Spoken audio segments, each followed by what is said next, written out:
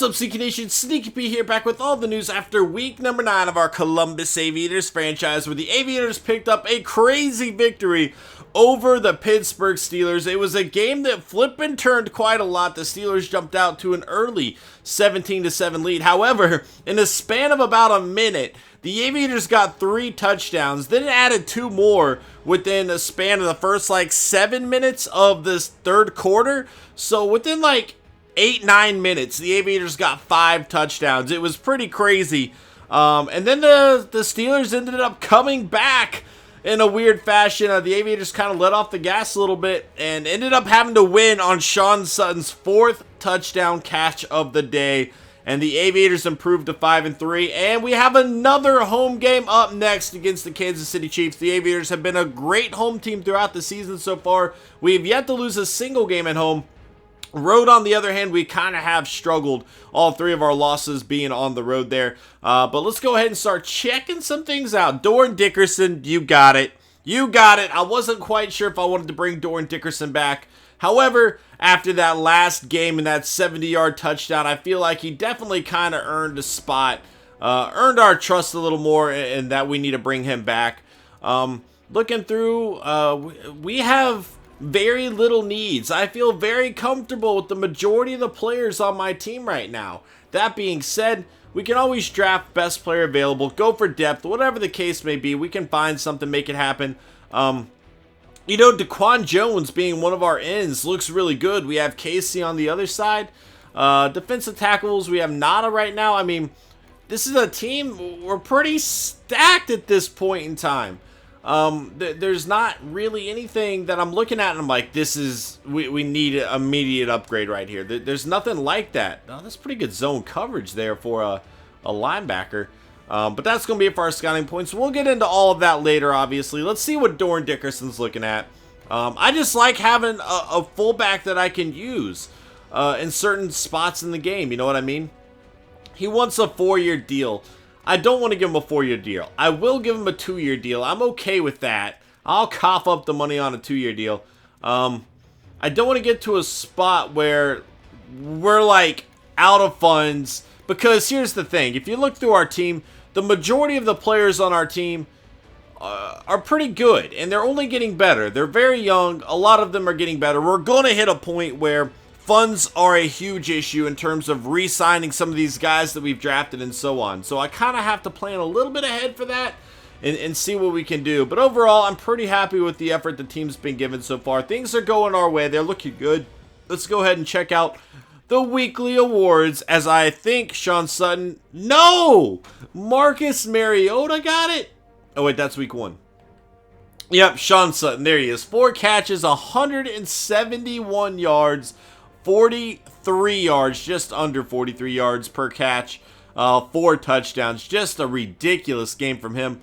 Russell Wilson, 29 of 42, 429 yards, 3 touchdowns. Griffin with 4 sacks, and then Harris with interception, a fumble forced, and a fumble recovered. But Sean Sutton, the breakout season continues, and we're kind of losing Curtis Harden in the offense. I've been trying to find ways to get him involved. Teams are covering him quite a lot better than they were last year. Kaepernick over Geno Smith. Why are they doing that to me, man? Why are they doing that to me? We just recently checked all the stats and everything like that, so we don't really need to go over that quite yet. What we will do is go look at the Chiefs injury report as well as the Chiefs lineup. We need to make sure, see what we're going up against. You know what I mean? Do our scouting. So let's go down here, find the Chiefs. Where you at? No injuries for the Kansas City Chiefs. They are very fortunate in that regard. Let's see what their depth chart's looking like, and then we'll check out the standings throughout the league as well, kind of see what everybody else is doing. So here we go, Chiefs, and Alex Smith's still going to be the starter there. Aaron Murray behind him. Did they have Matt Scott? Did I see Matt Scott? Matt Scott! Oh, man. At running back, Jamal Charles and Rashad Jennings with Darius Renaud. Anthony Sherman at fullback, wide receiver, Dwayne Bowe, Jeremy Maclin. So they brought Dwayne Bowe back here. Interesting to see that.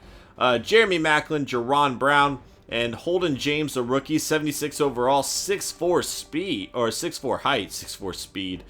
87 catch, 96 speed. This is going to be a playmaker. This is the guy that we are going to have to keep an eye on because he could be a very good player. Tight end, Travis Kelce, one of the best in the game with Rivera behind him. Eric Fisher, a good young left tackle there. 74 overall rookie center. All right. I'm seeing some decent team here. They're usually known for their defense, so let's see what they got here. Who is this? Wolf? Okay. I mean, look at the depth along this line. This depth is just insane. I mean, they just got playmakers everywhere pretty much. I mean, Justin Houston, across the board, they got a lot of very, very good guys. Their linebacking core not as great as it once was, but Houston's still there. Sean Smith going to be a cornerback with Phillip Gaines and Kawan Williams and Marcus Peters and Nelson. At free safety, Barry Church. At strong safety, Ron Parker.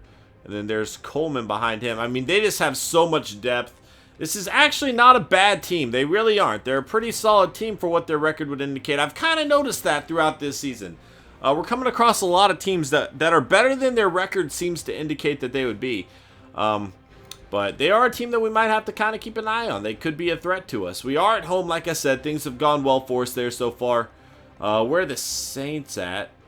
Oh, the Saints lost. They have moved down to 5-3. If they lose another one, they're 5-4. That's great for us. So the Chiefs are sitting there 4-4. They've had 3 more points scored against them than they have scored, but they're coming into this game on a 2-game winning streak. So maybe they're getting their act together. Maybe they had an injury early on that's not quite adding up. The Eagles have dropped 5 straight after winning their first 3. Crazy. Who's way down here at the bottom? All right, so no team, I mean, obviously only 2 wins is not good by any means, but we don't see any teams without a win or with only 1 win. Each team's kind of getting a win. Broncos really struggling post-Peyton Manning here. The Colts, again, I don't know what's going on with them. Their defense seems to be doing pretty good, though. Let's see. Yeah, look at that. They have a top 7 defense? They have a top 7 defense. Their offense is just not doing anything for them, which is crazy considering who they have. I don't know, man. Pretty crazy. We have the 4th best offense right now. Defense. Our defense isn't looking that good. Yeah, we're in the bottom half of the league defensively. We're definitely in the bottom half of the league defensively there. The Steelers are actually the worst defense. Did you see that? Which makes sense considering we just dropped 49 points on them. However, I feel like a lot of those points happened because their offense was really struggling, or their special teams, you know? They had a lot of turnovers, 5 turnovers in the game, kind of helping us out with short fields and such. But, I mean, they have the worst defense by a pretty wide margin.